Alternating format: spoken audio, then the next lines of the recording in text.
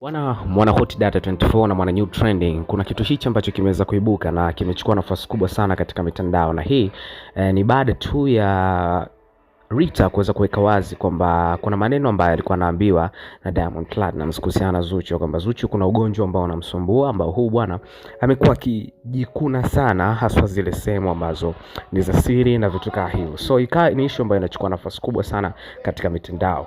Sasa siku ya leo bwana Mange Kimambi ameamua kuweka wazi kwa kushare video ambayo alimuonesha Zuchu akiwepo anajiandaa kwa ajili ya performance yake. So lazima aweze kufanya training na vitu kama hivyo. So aliweza kuonekana akiweza kujikuna mbele za watu na vitu kama hivyo. So hiyo ikaanza kutoa kiashiria kwamba Zuchu anasumbuliwa na ugonjwa huu ambao of course kwa upande wa Diamond Platnumz umeonekana kama vile umekuwa ni kikwazo sana kwa upande wake. So imekuwa ni issue ambayo inachukua nafasi kubwa sana kwa sababu inaonekana kama vile Zuchu ana be underrated sana na watu au wananyanyaswa kwa mtindo wa kuweza kumsema weakness yake hii ambayo yuko nayo mpaka hivi sasa.